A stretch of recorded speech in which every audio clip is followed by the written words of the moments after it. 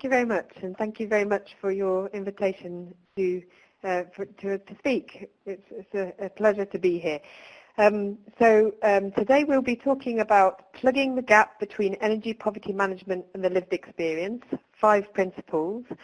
Today, Koen Strave from ECN in the Netherlands and myself from the Sustainability Research Institute in Leeds in the UK, we are the presenters. We're drawing on work inevitably that has been done with other collaborators, and I'll be talking about those collaborators as we go through. Certainly the 5 principles we will present at the end of the talk are principles we've developed together with some colleagues.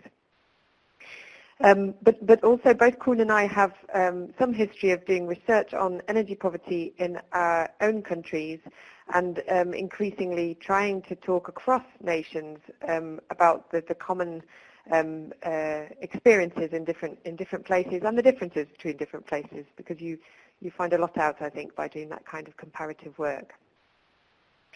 So to start with, the names I need the people I need to thank with relation to linking the lived experience and policy on energy poverty are Ross Gillard and Victoria Pellicer, who are our colleagues that we've together written a book chapter on this topic. But I also need to introduce the key terms here, really, because I'm sure some of you will be thinking, I'm not sure what lived experience means. So to be clear, lived experience is a term that is used very commonly in the study of poverty in the UK, general poverty as opposed to energy poverty in particular. And it's used when the research done is really aimed at understanding the perspectives of those that are actually experiencing poverty in some way. So in this case, energy poverty. So we want to know what it feels like to experience an inability to afford adequate energy services, to experience energy poverty. And what that tends to mean is that the methods are a little bit different. So when we do lived experience research, we would want to use qualitative methods, talking to people in great depth about their lives. And what you find out through doing that kind of research is different to what you find out through doing surveys or using some kind of secondary data, this kind of thing. I think it's extremely important to think about doing lived experience research on energy poverty because it's a stigmatized issue. Poverty is a stigmatized issue, and it's actually quite difficult to understand people's experiences unless you sit down with them for some time and allow them to get beyond that stigma and really express to you what the challenges in their lives are. And then, of course, to say a few words about energy poverty, policy on energy poverty is really varied across the EU, for instance. And this new resource, EPOV, which is linked to here, energypoverty.eu, which was brought together, led by my colleagues, Harriet Thompson, now at Birmingham, and Stefan Buzarowski at Manchester, is a really useful resource for getting a sense of where things are at in the different European nations. So I would encourage you to draw on that. Certainly the 2 nations we'll be talking about today, which is the Netherlands and the UK, or England indeed in the UK. We have different administrations in different parts of the UK. Those 2 nations are incredibly different in terms of the policy on this topic. And in a way that's kind of interesting to see how that connection between the lived experience and the policy exists in those 2 contexts. We think it's important to link these things because actually, unless you understand how people are living their daily lives in the face of these challenges, it's very difficult to write appropriate policy. And so in this project together with Ross Gillard and Victoria Pellicer, we have come up with 5 principles to link the lived experience and energy poverty policy and practice, or energy poverty management, I should say. This is not just about government policy; it can also be about management through private organisations or NGOs, and so on. But today we're going to be talking about giving you a brief introduction to energy poverty in the Netherlands, looking at both lived experience and policy aspects of that. Koen will take the lead for that. I will talk about energy poverty in England, again linking the lived experience and policy in that context. And then we'll present to you our 5 principles about using the lived experience to inform policy, and that's where we will conclude. We hope this is interesting and useful in all sorts of contexts. The UK and England, we've had policy on this topic for a very, very long time, but I still think we've got a lot to learn, and it's helpful to talk across nations for that purpose. So I'll hand over to Koen now, and he will talk to you about energy poverty in the Netherlands. Great, thank you, Lucy, for that great introduction, and thank you, Hans, as well, for hosting this and giving us the chance to tell us a little bit about our research. Well, just to start with the main elements of our research and some introduction on energy poverty in the Netherlands. Actually, this research has been done several years ago, about 2 or 3 years ago, and start with the estimate that there will be about 750,000 households in the Netherlands struggling with energy poverty. At the moment, these estimates somewhat vary between 750,000 and 1 million households, but there are not any official numbers on this, which might be a good example of the lack of national policy as well. Well, ECN worked and focused on the effectiveness of the interventions that are aimed at increasing energy efficiency and reducing energy poverty. This was done actually by a behavioral research perspective. So I'm a psychologist, and we were mainly looking at, well, what can people actually learn? How much do they save? How does the interaction go between, for example, energy coaches and the household? So this could also be an example of how you can really feel this lived experience when you are working with this qualitative research. I'll talk a little bit more about that later. Well, one of the findings that we got from this research is that the overall potential savings for a household could be about 100 euros a year. And well, we communicated that we think the benefits are threefold when you work on reducing energy poverty. We think that you can achieve CO2 reduction, you can achieve cost reduction for households, but there's also a potential for job creation. And the logos you see on the bottom are actually the project partners and the pilots that we looked into, which is a variation of municipalities, consultants, and even research and utilities. So let me tell you a bit more about the actual pilots that we looked into, or projects, I should say.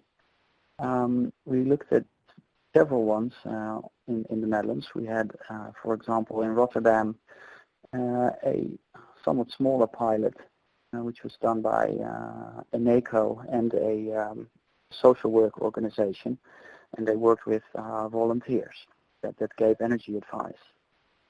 We also had one in Amsterdam, which was even smaller, as you can see, but they worked with a tenant association, so they got the households got energy advice, but the person who came by also looked at, well, is there anything that's actually not legal and really such a worse way of living that you could actually try and get a court order on this, if you know what I mean.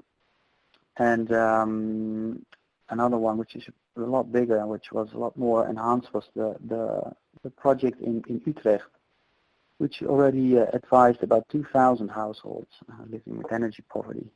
And they had energy advisors that were actually professionals and very experienced. If you look at the non-monetary incentives, a lot of these pilots or projects gave away free energy-saving products, which were sometimes effective, but sometimes not. I can give you a bit more information on that bit. Actually, at the moment, there are much more projects going on. So 2-3 years ago, we found these, and they were willing to cooperate, but actually, at the moment, there are at least 10, 20, perhaps even 30 of these in the Netherlands. I'll tell a little bit more about the way they cooperate and if it relates to national policy as well. So what kind of research methods did we conduct? As Lucy mentions, that qualitative research gives very different insights from quantitative, and we tried to find a combination of these in this project. We did participatory observations, which meant that we had the opportunity to accompany the energy advisors and be present when they gave these energy advice to the households. Oh, Hans, I see that someone can't hear anything. I'm not sure if I should be bothered with this, but could you look into this? Yes, I will, so please proceed. Okay, sure. So we actually visited households that experience energy poverty. We did in-depth interviews with households as well as with the people who worked in the project, and we asked them about their experiences, about the way they organize these pilots, and what they learn from it, what are their best practices. Now, we also did online surveys with households, and we did focus groups with energy coaches. I think in total we talked to at least 30 coaches. So all these different methods gave us a very, for the first, well, not even introduction, but a lot more than that, on how people live with energy poverty and how multiple faced these problems are that people have. Let me see. Yeah, I'll give you some of the results. This also shows that it's very good to try and find multiple benefits or multiple perspectives on energy poverty. Because one of the things that we found is that if you are an energy advisor, there's a set of skills that you have to possess to give a really good advice. And this is not just technical, so not just know what's actually in the house and where you can save or not, technical-wise, but it's also about educational skills. So you're almost sometimes kind of a teacher, and you have to explain properly and in an easy way so that people understand what you want to what they can achieve. And it's also accompanied with social skills, seeing that some of these households can have several kinds of, or can have a stressed environment. They could face multiple problems as well. So it's very challenging to give these advices and to see where these people actually can benefit from. So another thing that we found, which is not always that easy, is that the advice should be practical, very easy to comprehend, but it also should relate to personal motivations. So the tendency is to mention how much money can be saved, which could be helpful, but it's also about connecting it to the personal motivations, the intrinsic motivations of a person. So when someone is very anxious or stressed about his or her child needing to go to a new school and he needs new books or a laptop, it might be good if energy advice can help them save a bit for that, which gives them extra motivation instead of just saying, well, it can save you €100 a month or a year. So that's one of the findings we got from that. Just to give you an idea on what we think is a really good way of advising about energy when we talk to these households. There's still quite some knowledge to be shared about what is a structured and clear list of energy saving tips.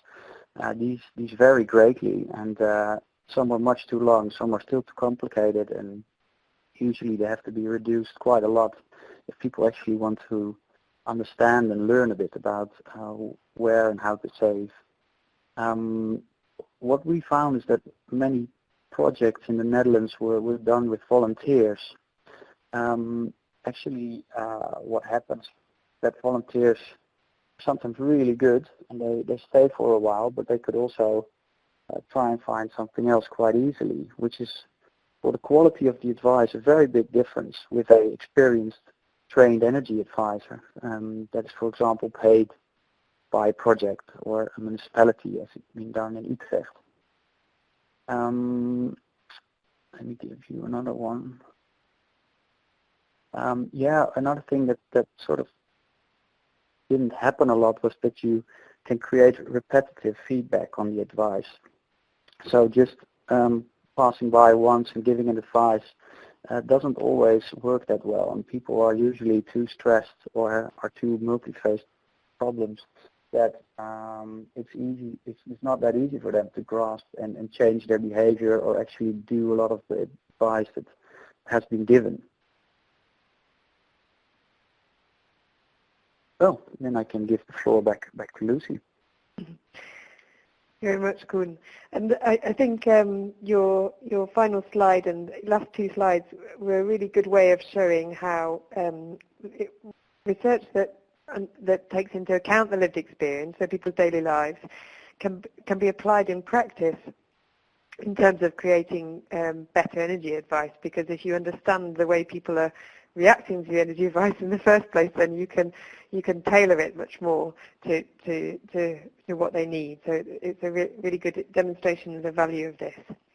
In any case, to move on to fuel poverty in England, UK. Now note that in England we tend to call energy poverty fuel poverty, and we do also have different administrations and legislation for England, Scotland, Wales and Northern Ireland, hence the use of England through most of this talk. There are some aspects of the experience that are very similar in those nations, but there are also different regulations, which means there are different resources in those different nations that mean people experience things a little bit differently. So just to give you a little bit of national context then, there have been a lot of things happening in the last 8 years, since 2010, which really have had a substantial impact on people's lives. And I think in order to understand where people are coming from, it really helps to have this background. So just briefly, as in many nations, we have had a policy of austerity since 2010, and that has resulted in substantial public sector cuts, including cuts to people's benefit entitlement, so the benefits they get if they're out of work or if they have disability. And part of that has been the reform of the disability benefit system, which has resulted in substantially less people being categorised as disabled. It's roughly a quarter of the people that have been assessed have been recategorised as not disabled anymore, and also roughly another quarter have had their disability benefits lowered, so they have less money coming in. So that's a sort of national poverty context, as it were. Also in the UK, the housing stock is relatively, relative to other nations, rather poorly maintained and rather energy inefficient. So we have these big challenges, I suppose, that we face when we're trying to think about energy poverty. Between 2005 and 2011, energy bills increased, as they did, I'm sure, across many European nations. They doubled during that time, and then we see quite a sharp decrease in energy consumption. Some of that will be down to increase in energy efficiency. So as appliances become more efficient, and to some extent as households become more efficient, then bills will drop. But at the same time, we do have evidence of quite considerable reduction of consumption through people rationing their use of energy. Fuel poverty, as we call it, is a national issue, and it's had an associated policy since it was raised by Brenda Boardman in 1991, and I can see Brenda on the list of participants, so it's lovely to have you here. So we have a long history of dealing with this in policy terms, and I'll talk a little bit about the changes since 2010 in relation to policy later on. But first I wanted to talk about the lived experience, because that's where I started my engagement with this topic. There has been quite an extensive number of research projects on this in the UK, almost all using qualitative interviewing as the method, and quite often based in academia. So lots of academic projects using qualitative interviewing to try and understand people's lives as they live them in the context of fuel or energy poverty. And what does this tell us? Well, one of the things it tells us is about the depth of the problem of energy poverty. And I'm using this example from an interviewee who, Jan, a woman who lives on her own in her 60s with considerable health problems. In Leeds, where I live also, the climate is sort of similar to Amsterdam or probably Copenhagen, fairly cold. This woman had not used her heating for 3 years, so she hadn't had heating on in her house for 3 years. And the quote here is from an interview with her, and I think it gives you a sense of the extremities that she's having to go to in order to cope with energy poverty. So it's written in the Yorkshire dialect, so I hope that's understandable a little bit for you. She says, "It was so bad, my neighbour said to me, look, I've got a spare room. Just come and sleep here for the winter and keep warm. How can you live like that? You know, going to their house like that. They are 2 old people in their 70s, but they were quite willing to do that. I can't do that. Just move in like that." So she's saying she got to the point where she wasn't eating, not heating, and as a result, her neighbours who realised she was in this distress were offering to house her in order to be able to keep her warm, really, during the winter months. She wasn't prepared to do that, and she felt that was one step too far. But this is a fairly, I think, when you hear stories like this from people, the depth of the problem looks a little bit different than you know, thinking about this in purely numeric terms.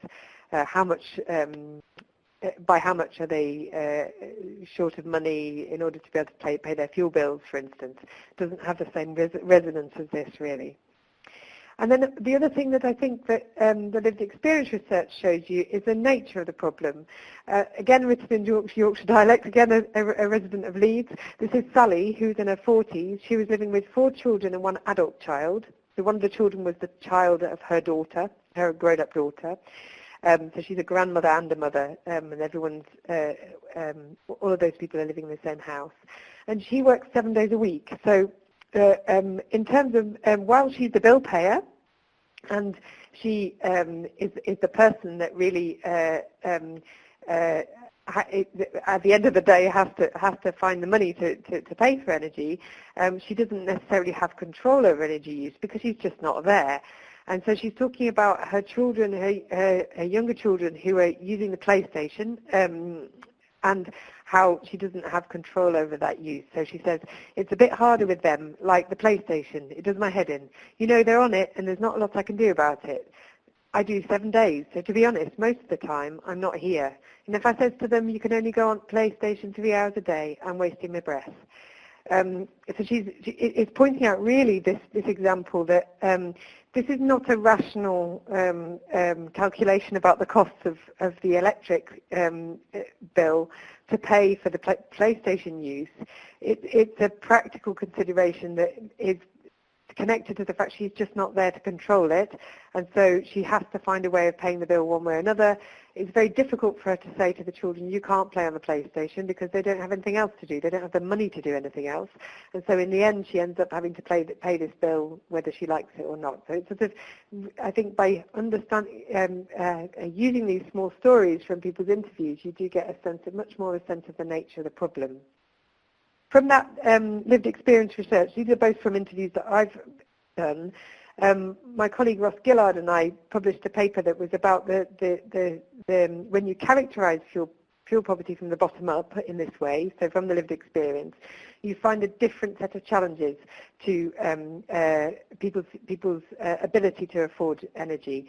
And so while some of these will feel quite familiar for any of you working in this field, for instance, household income is important, but we find also that the stability of household income is really important.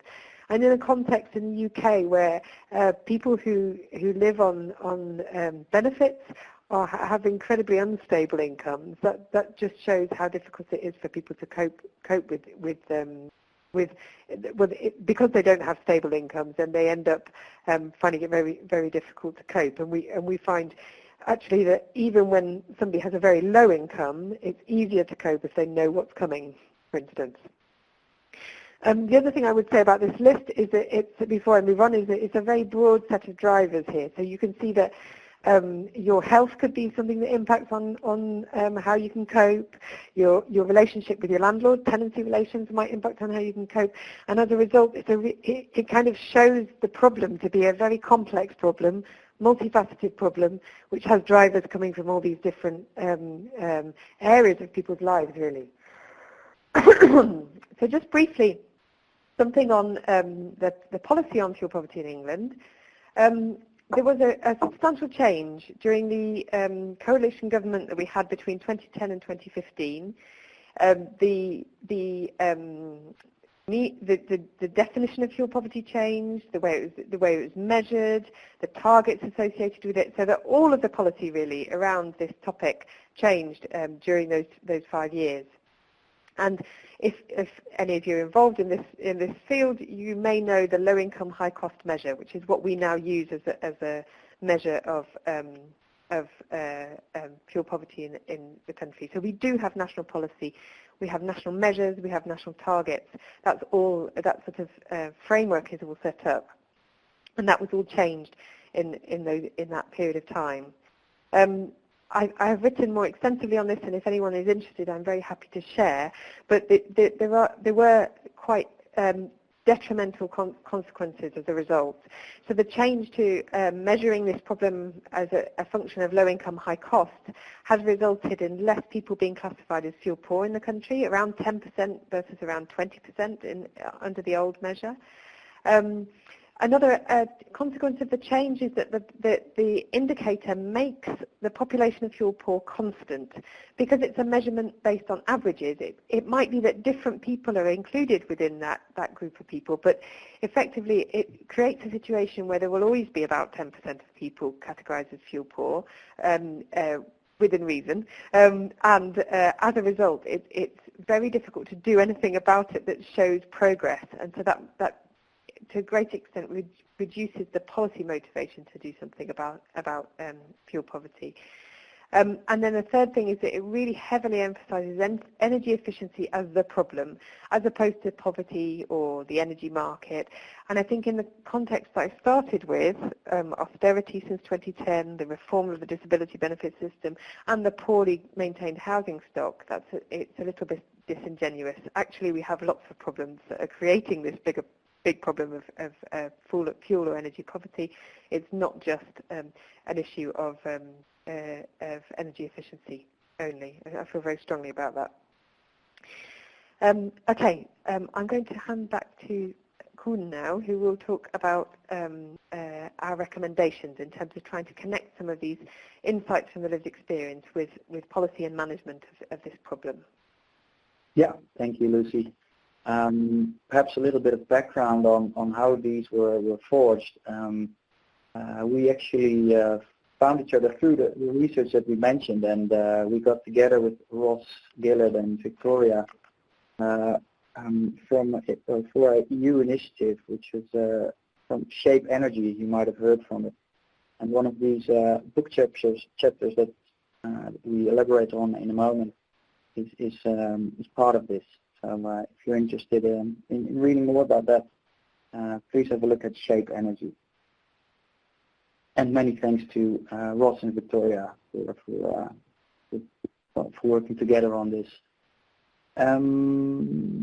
Yeah, the 5 principles for policy and practice formed by lived experience. So how might the understandings we have from multidisciplinary work on the lived experience translate into policy on all these different levels and scale that there are? In order to facilitate policy design, to build on the lived experience, we offer these 5 guiding principles and some examples as well for evidencing their importance. So let me just go through the steps, and I'll give you an idea on what we mean by this. Lucy, the first one was for you. We were planning on doing these one-on-one. Yeah. Yeah. So the first principle we came up with was to consider opportunities for joined up and integrated policy. really what we mean by this is that because when we look at the lived experience, we see that this is a very multifaceted problem, that, for instance, your health might have an impact on your ability to access enough energy services, which might in turn have an impact on your health, that your tenancy agreement might have an impact if your landlord doesn't want to insulate properly, for instance, and isn't regulated to do so.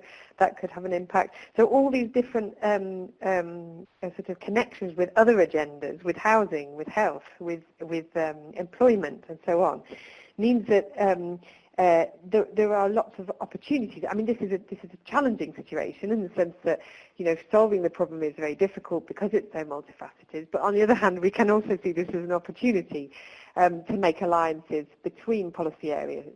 And we see this happening in the UK, that there is an initiative to bring together energy poverty and health challenges, to try and think about the goals that would meet both of those challenges effectively. We also see it in the Netherlands. Koen has come across this in local government in the Netherlands, where both poverty targets, sustainable development targets with regard to climate change impact reduction, and energy poverty targets can kind of come together in a sort of group and be tackled by the same kinds of initiatives, which can often be useful, I think, at a local government level to show the impact of the initiatives that are being taken. Koen, would you like to take the second example? Yeah, sure. But it's about building momentum through networks and partnerships. To give you an example of the momentum is that in the north of the Netherlands, at the moment, several municipalities experience having neighborhoods with energy poverty and multi-phase problems. And seeing there's no national policy on that, there became more and more cooperation, and they now have a sort of a summit of the north, as they might call it, which the three provinces of north of the Netherlands combined with 17 municipalities will try and create an action plan just for tackling energy poverty in a coordinated way, which for me is an example of even though we lack national policy, there's still a lot going on, and you can build these networks and partnerships if you're there in the right time. And I guess that's also something that could work across nations, seeing that the Energy Poverty Observatory is now at place, as we mentioned. So these kinds of examples are good to realize that they are actionable and should be taken into account. So, yeah. Do you have anything to add on that, Lucy? I don't think so. I think we can move on to the number 3. Yeah.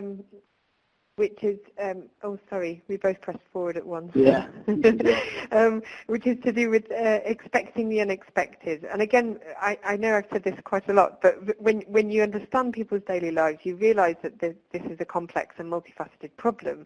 And I guess that means that from the beginning, when we're dealing with this problem, we need to be alert to the possibility of the fact that challenges might intersect in a good way. So we might be able to address health issues and energy poverty issues together, but there also might be unintended consequences. So, to give a sort of crude example, if you insulate a house and make it airtight, there can be consequences for air quality inside the home, which then can have health consequences. So there are sort of knock-on effects, possible knock-on effects from actions that we take in this field. And I think when Koen was talking about his perfect energy advice and the perfect energy advisor, we can see that people need to be equipped with the right skills and resources to support households in appropriate ways. And in my interaction with energy advisors and through the people that I've talked to in the UK, we see that this is really happening already, in the sense that the organisations that interface with people experiencing energy poverty are dealing with really complex combinations of problems. So perhaps, you know, turning up to a household and finding somebody that has really complex mental health needs, that is an asylum seeker, that doesn't understand how to access help, that isn't accessing all the benefits that they're entitled to. These are regular occurrences in the agencies that deal with energy poverty. And while that is incredibly challenging for these kinds of organisations, it's also an opportunity, because if we start from the beginning with the idea that this is a complex problem interlinked with other problems of poverty, of migration, of health, then we can maybe address these problems in a bit more holistic way right from the start. Koen, over to you for number 4. Yeah. So measuring progress holistically. I think this is not being done as much, and there's a world to gain here. And again, to give you the example of the north of the Netherlands, and the 1 or 2 municipalities started by looking at this progress that can be created by tackling energy poverty, and looking at, well, what's the CO2 reduction goals that we actually have in this province or in the Netherlands, and how can we use other municipalities and try and look at this as a whole for the province on how much we can reduce on CO2. And the province was actually very enthusiastic about this, and used some of their budget to actually help these energy advisors. So it's kind of a doubling of budget, which was great. And they also measured, for example, how much work can be generated by hiring energy advisors, and how much would that save if someone is at the moment unable to work, for example. So with having these different kinds of ways of measuring progress that you need to make, if it's about environment or employability, these things can be taken into one way of measuring and looking at where the benefits are, and by looking at multiple indicators. So if you acknowledge these wider impacts, then instead of looking at problems, it's looking at the benefits. What we at the moment try and do is talk to the different ministries from the national government. So we have economic affairs, social affairs, and at the moment climate is actually also with economic affairs. But several years ago we were still being sort of sent off to the other ministry, where they say, well, energy poverty is a matter of looking at social welfare, or another one that say, no, it's about the environment. And on a national level, there's not really an acknowledgement of these positive impacts that can be made, which is which is there now at several provinces, at least in the Netherlands. So then give it back to you, Lucy. So the last thing we wanted to say, if you excuse me, I'll be a minute.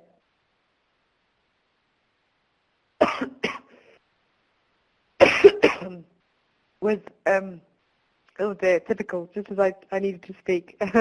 Yeah. There was we noticed that there's quite a lot of initiatives that are just getting on with it. Our you know, when you're thinking about these things and thinking how could you sort this out? How could you sort this out if you had a blank slate? And I guess the 2 first bullets are supposed to mean that's what you would do. You would remove power from dominant actors and instigate public control. But actually, that's not very realistic, is it? I mean, power is always held by dominant actors, and there is a strong private control of a lot of these of energy in many ways. And national governments have interest in this. However, what we do find is that there's all sorts of interesting stuff bubbling up in different places around, particularly in the European context. And rather than feeling like this barrier of dominant actors carrying on exercising control in the usual ways, there is the opportunity to look for alliances in different kinds of actors. So the European Commission has a lot of interest in this area, which is they were the funder of EPOV, and so EPOV is really showing that a sort of demonstration of their interest in the area, as it were.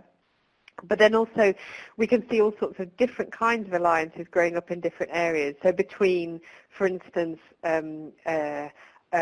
water companies and energy companies in the UK looking together to think about their vulnerable customers and thinking about how their vulnerable customers might need support, or a new body of energy cooperatives that's in Spain, I think, which have recently emerged to act on these kinds of issues across it's sort of almost despite of the powers that be, not really wanting to see change. So I think there are some real possibilities here from just finding ways of taking action by subverting some of these more powerful actors. Okay, so those are our 5 principles. That's where we end our talk today. Thank you very much for listening. And we'd be really interested to hear any questions, and I think both Koen and I would be happy to be contacted separately as well if you need to, hence all our contact details there. My email address is missing, but I'm happy for you to email me too. You can Google me and find that very easily.